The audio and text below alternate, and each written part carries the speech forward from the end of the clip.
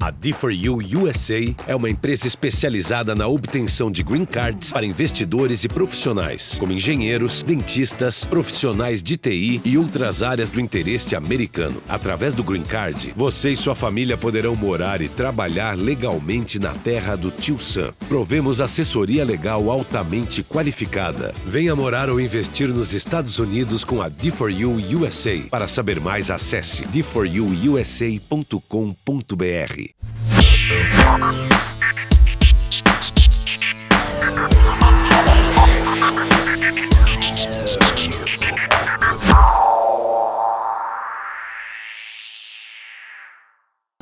Voltamos para o segundo bloco do nosso Conexão América, e como eu anunciei no primeiro bloco, no bloco anterior, eu tenho a honra de ter aqui do meu lado essa jovem cearense que com muita coragem deixou aí o Brasil há 20 anos atrás e veio construir uma história de sucesso aqui no sul da Flórida. Eu estou falando da Michelle Silva, que na verdade tem também o nome de Michelle Lindquist, mas eu estava em dúvida de falar o Lindquist ou não, porque eu estava com medo de errar a pronúncia. Michelle, muito prazer, obrigado por ter aceitado o nosso convite. Eu que agradeço. Bacana. Vamos bater um papo sobre real estate? Claro, vamos. Bom, antes de entrar mais bem a fundo mesmo nesse papo de real estate, eu queria que você comentasse um pouco pra gente como foi a tua vinda, o processo de decisão. Você era muito jovem à época, ainda é muito jovem, mas como foi esse processo de vir para os Estados Unidos? Bom, esse processo foi articulado pelos meus pais, na verdade. Eu tinha uma irmã mais velha que morava já na Carolina do Norte, e o meu pai, ele é engenheiro químico, e pela universidade e oportunidades também religiosas, ele veio muito para os Estados Unidos nas idades mais jovens dele. E ele tinha como meta que todos os filhos dele iam ter a oportunidade de ver os Estados Unidos, aprender e mudar a perspectiva de vida. Então foi totalmente, a minha vinda para cá foi articulada, incentivada programada, e programada desejada pelos meus pais. Legal. Na verdade, no início eu nem estava tão de acordo, mas logo que eu cheguei nos Estados Unidos eu encontrei uma coisa diferente. A perspectiva que meu pai sempre queria que a gente que a gente vivesse, né, vivenciasse, de cara eu consegui entender o que é que ele estava querendo, né, nos falar. Eu lembro que os primeiros 6 meses a 1 ano eu ligava para casa ainda, saudosa, e dizendo, eu quero vir para casa, me manda passagem de volta. Mas meu pai sempre foi muito habilidoso, né? Sempre com suporte, dando apoio, e falou, não, espera um pouquinho mais, você vai ver, vai dar certo. E eu tive essa persistência com a ajuda dele e também com o desejo de entender melhor a independência que esse país dá para um jovem como era eu na época, né? Então, assim que foi, a oportunidade surgiu pela demanda dos meus pais de que eu vivesse essa experiência. Bacana. Agora você me contou que você veio a princípio para estudar, se instalou em Utah, né, bem longe aqui da Flórida, inclusive. Sim. E aí você veio para a Flórida em 2006, e que era um momento, você estava comentando, era um momento de um boom assim da área imobiliária, né? Fala um pouco disso. Era um momento boom da área imobiliária, foi 2006, né? Eu não trabalhava ainda nessa indústria, na verdade em Utah eu estava na área de saúde, trabalhava em saúde mental, terapia e essas, né, numa indústria totalmente diferente de negócios. Mas logo que eu cheguei na Flórida, eu tive a oportunidade de conhecer uma russa, que ela era proprietária de uma imobiliária em Sunny Isles, que logo que me conheceu, ela disse que eu precisava ir trabalhar com ela. Aconteceu uma carência não, como se diz, empatia. Uma empatia. As palavras às vezes me fogem um pouquinho. Todo brasileiro que vive aqui há muito tempo, pelo menos há mais de 15, 20 anos, tem às vezes a dificuldade de lembrar mesmo das palavras. Não me pergunte por quê, às vezes as palavras meio que somem, mas bom. Então eu procurando algo novo para fazer, uma etapa nova da minha vida, eu aceitei o desafio, fui para a escola bem determinada a tirar a licença de real estate, que é corretora de imóveis na Flórida. E logo tirei a licença e comecei a tentar entender a indústria. E rapidamente falando, logo que eu tirei a licença, eu vi que era uma coisa comum, de certa forma comum, aqui na Flórida, as pessoas terem a licença de real estate, de realtor, né?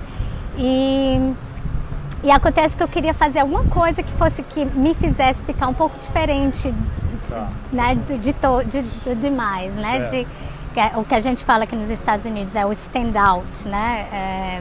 Não sei como é que fala isso, mas é mais ou menos se destacar um pouquinho na frente do todo que tinha, né? De todo mundo que tinha licença, e eu decidi aprender o lado de investimento e comercial. E foi quando eu conheci o Rodrigo Gomes, que foi uma pessoa que me ajudou nesse meu desejo, me deu uma oportunidade. Então logo eu comecei a minha carreira no lado comercial e de investimento na Flórida. Então, de vez eu começar no tradicional, que é o lado residencial, eu comecei no lado comercial e investimentos da Flórida. E foi quando eu conheci muitos brasileiros, investidores, que logo em 2009, 2010 e 11, foi quando esses mesmos brasileiros começaram a comprar mais casas de férias, porque foi quando o boom, né? 2008 houve a crise, né? Exatamente, 2007, 2008 teve a crise, 2009, 2010 foi quando aconteceu bastante boas oportunidades. Então eu comecei a fazer um pouquinho também do lado residencial para atender a demanda desses clientes que eu conquistei fazendo comercial. Legal. Gente, essa proatividade da Michele gerou hoje o que é uma holding chamada Casa Flórida, que detém escritórios aí, né, no guarda-chuva dela, em Miami, Orlando e aqui em Boca Raton, onde nós estamos gravando. Fala um pouco de como foi criar a Casa Flórida, um pouco dessas frentes que você tem atuando hoje. A Casa Miami foi a primeira casa, né? Ela foi a minha casa bebê. Montei ela muito pequenininha junto com 2 outros amigos que tomou cresceu naturalmente, organicamente, por confianças de clientes que referiram outros clientes e amigos que tiveram o desejo de entrar na indústria sendo corretores que queriam se associar à Casa Miami. E logo com isso veio a demanda de ajudar esses clientes também em Orlando. E a gente montou a extensão, a ponte que a gente chama Casa Miami, Casa Orlando. E em 2016 a gente criou o Casa Flórida, que virou a Hold, que é quem administra a Casa Miami, a Casa Orlando e hoje a Casa Boca. Eu montei essa holding junto com um sócio que na época me abordou querendo uma sociedade, né, e hoje a gente está junto e fazemos essa administração das 3 casas. Legal. A Casa Boca, a Casa Orlando, acho que dá para o brasileiro entender bem, afinal, Orlando, até recentemente numa conversa com um jornalista, amigo nosso, que viveu aqui durante um bom tempo, que é o César Augusto, foi da Rede Globo por 30 anos. César, um grande abraço, me ajudou muito a minha chegada aqui. Hoje ele está em Portugal, está morando lá agora. E ele comentou que uma vez conversando com o prefeito de Orlando, ele falou, olha, 70% da receita de Orlando são dos brasileiros que vêm para cá, enfim. Então a gente entende, de repente, o porquê da Casa Orlando, o porquê da Casa Miami. Afinal, Miami é um destino turístico impressionante, muito próximo do Brasil também.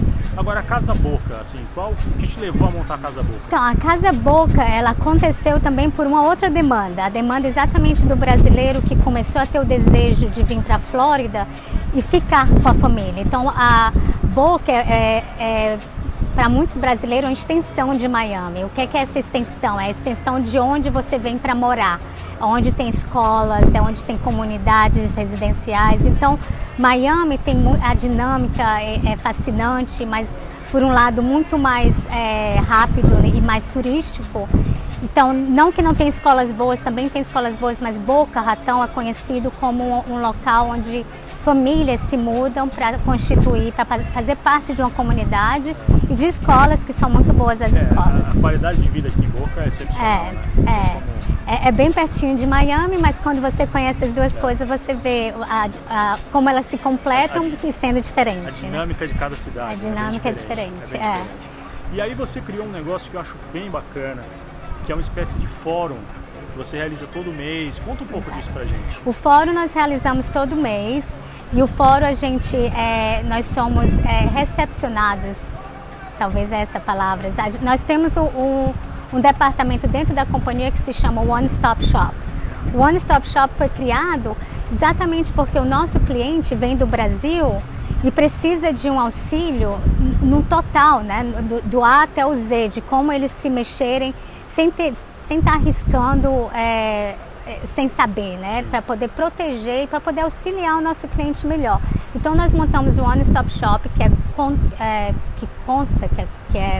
feito, né, de parceiros, a gente chama de parceiros preferenciais, que nos ajudam no leque que envolve a compra de um imóvel. Então desde a oportunidade de financiamento até a oportunidade de vistos, a oportunidade de contabilidade, proteção de patrimônio, tributações.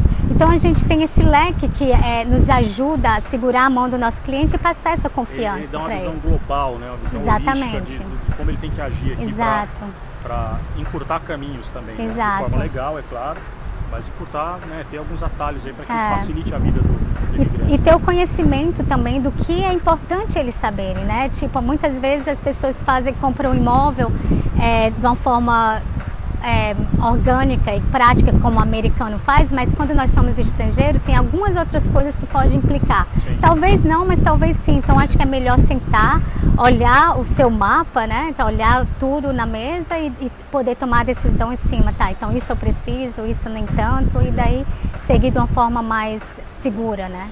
Michele, então aproveitando essa deixa que você me deu aqui, vamos passar para o pessoal de casa que nos assiste agora em todo o Brasil pela Play TV e também pelo nosso canal do YouTube. Quais são pelo menos vamos fazer um top 3 aí, de quais são os cuidados ou as informações iniciais que o brasileiro que deseja comprar um imóvel aqui na Flórida tem que ter. É claro que é um assunto bem profundo, não dá, né, para falar de forma rasa aqui, mas assim, top 3 aí, 3 informações que, olha, isso aqui é imprescindível que você saiba antes de assumir qualquer desafio aqui. Então vamos lá, eu acho que número 1 é encontrar profissionais que realmente eles confiam e que eles possam ter a confiança de seguir aquela instrução, aquelas recomendações. Rapidinho elaborando isso, existe uma diferença de ser corretor no Brasil e corretor na Flórida, e uma delas é o corretor no Brasil trabalha muito com o que a gente chama de carteira, né? No Brasil você tem uma carteira de imóveis e você está trabalhando vendendo aquela carteira. Nos Estados Unidos o corretor trabalha com representação.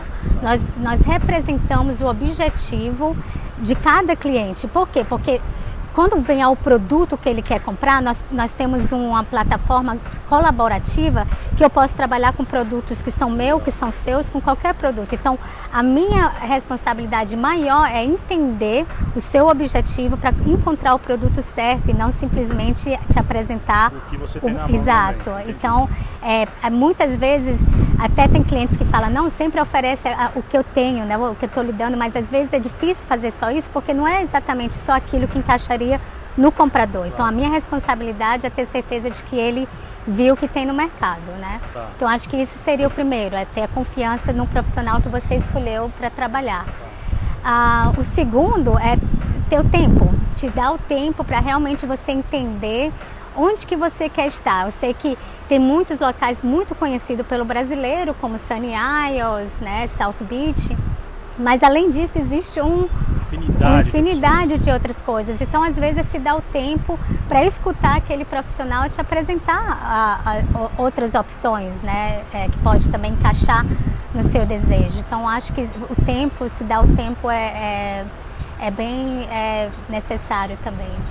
E o terceiro, eu diria que é de realmente ter certeza de que você está tomando as cautelas necessárias. Por exemplo, muitos dos nossos clientes, eles compram um apartamento sem pensar na hora da possibilidade de revenda daquele apartamento. E para um estrangeiro, a revenda também pode ser um processo diferente do americano. Então acho que é importante tomar essa cautela de entender, então eu estou comprando, entendi como comprar.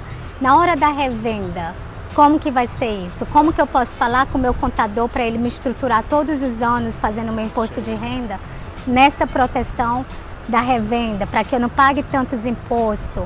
E também como que eu posso conversar com o advogado para proteger o meu patrimônio em caso de acidentes com os donos da empresa que é dona da propriedade. Enxergar um pouco mais à frente. Exato, né? Eu acho que fazer esse planejamento de imóveis, né? Eu acho que também é bem importante. Legal. Agora, você atende somente brasileiros, não? A maioria dos meus clientes são brasileiros. Não que eu atenda só os brasileiros, mas acaba que eu acho que a gente gosta de ser tratado um pouquinho pelas pessoas que sabem de onde a gente vem, né? Que falam o idioma, né? Que entende um pouquinho da cultura, né? Que a forma de pagamentos que acontece no Brasil. Então a gente sabe como ligar a estrutura que é deles do Brasil com aqui, né? Então a maioria são brasileiros, mas eu tenho clientes mexicanos, colombianos, americanos. Agora mesmo estou para me encontrar com um americano, mas a maioria são os brasileiros. Minha curiosidade é, o que o brasileiro gosta? O que tem que ter no imóvel que o brasileiro procura aqui? O brasileiro que vem para cá, primeiramente eu acho que o que eles querem é ver água. Né? Acho que é Miami, todo mundo quer ver aquela vista, a nice view of the water, né? Então eu acho que isso é a primeira coisa que o brasileiro procura. E eu acho que a segunda coisa é a segurança, mas que eles acabam vendo que aqui em todo local eles vão encontrar essa segurança. Então tem muito brasileiro que chega aqui dizendo, eu quero casa dentro de condomínio. Porque tem aquela concepção do Brasil de que eu tenho que estar dentro de condomínio fechado, com guarda. Mas aqui a gente não existe tanto essa necessidade, né? Então, às vezes a gente consegue mudar e às vezes não. Às vezes eles querem ainda continuar dentro daquela fase questão disso, exato. Né? E eu acho que além da água e a segurança é ter sempre o lavabo. O brasileiro gosta do lavabo, né? Então muitos dos apartamentos aqui já são bem customizados para a nossa cultura. Eu acho que é isso, estar perto da onde está a nossa comunidade. Eu acho que é outra coisa. O brasileiro gosta muito de estar perto da nossa comunidade. E assim, me fala um pouco da questão de dinheiro, de valor, né? Enquanto começa, o brasileiro que está nos assistindo hoje, fazendo planos aí, tem um dinheiro guardado, enquanto começa o valor de uma boa propriedade aqui? Na minha experiência, a média de valor, onde eu vejo os brasileiros que hoje estão vindo para morar aqui, podem considerar ser o início, né, o valor inicial, é na faixa dos seus 400 a 500 mil dólares. Tipo, em Boca Ratão você pode encontrar uma casa boa, em bairro bom, confortável, nessa média. Miami acaba sendo o pé quadrado um pouco mais caro, né? Mas eu acho que esse seria um bom porte, um bom preço. Legal. E assim, só para o pessoal de casa saber, aqui o cenário para financiamento é muito favorável, né? Claro que exige uma série de documentos, enfim, uma série de garantias, etc. Mas você tem a taxa de juros que é absurdo de diferenciada em relação ao Brasil, quer dizer, tanto é que muita gente faz investimento em Orlando e o próprio vacation homes, né? Quer dizer, o próprio imóvel se paga. O próprio imóvel se paga, né? Quer dizer, você fala às vezes de 400, 500 mil dólares, trazendo para o real, para quem está no Brasil, parece uma coisa absurda, mas não é, você tem um cenário favorável, né, Michele? Então além de você estar construindo um patrimônio em dólar, se você faz o financiamento, muitas vezes você dá a entrada e o restante imóvel está se pagando, né? Então eu sempre explico para o meu cliente que nessa metodologia do financiamento, tenta segurar o imóvel ali por seus 3 a 5 anos. Para falar a verdade, eu acho que a média deveria ser 5 anos, para depois vender, porque eu acho que daí é quando você realmente vê o lucro, né, na revenda. Mas no financiamento, os juros realmente são bem favoráveis. Hoje a gente tem juros de 5%, ou já vi até menos de 5% ao ano. E na verdade, até falo para os meus clientes que a minha experiência é que fazer financiamento para estrangeiro é mais fácil do que fazer financiamento para o doméstico, porque nós que moramos aqui, o banco pode exigir ver muito mais, eles pedem para ver tudo nosso. No Brasil, eles querem colateral, que vai ser a propriedade que eles estão comprando aqui, e a entrada, que é geralmente de 30% a 40%. Então você tendo essas duas coisas, acaba sendo um pouco mais fácil o financiamento para o brasileiro. Geralmente o que eles querem ver é uma carta de contador, 2 cartas de gerentes do Brasil, falando da sua relação naquele banco. E a carta mesmo do contador já pode dizer qual que são seus assets, seus bens, né? O quanto que você tem, os seus ativos, exato. E é basicamente isso, então não tem muita papelada. Olha aí, gente, a Michele trouxe aí essa informação, então, dicas valiosíssimas para você, brasileiro, que pensa em investir. Tá sobrando um dinheirinho, eu sei que é difícil, né? Nunca tá sobrando, assim. Nunca tá sobrando, mas você, de repente, colocou, né, na cabeça essa meta de vir para os Estados Unidos, vir para a Flórida, e a gente está vendo aí que existem condições bem favoráveis para que você possa vir. Michele, quero te agradecer demais pelo seu tempo. Prazer foi meu, obrigada. A gente vem tentando agendar isso, a agenda dela é complicada, viu? É a CEO, né, de um grande grupo, então assim, é difícil a agenda, mas te agradecer muito. O prazer foi meu, obrigada. Papo, tá? Obrigada, Bruno. E você de casa, vocês estão acompanhando aqui, ó, todos os dados da Michele, você pode entrar em contato com ela para fazer negócios, para tirar dúvidas, que ela está certamente à disposição, né? Com certeza. Os brasileiros aí. Nós e o time estamos à disposição. Obrigado, pessoal, tá? Obrigada a você. A você de casa, obrigado por sua audiência essa semana em todo o Brasil. Nós voltamos no próximo final de semana aqui na Play TV e também não deixe de acessar o nosso site conexãoamerica.net. Lá você acompanha todas as edições do programa. Tá joia? Um abraço, fiquem com Deus. Bye, bye.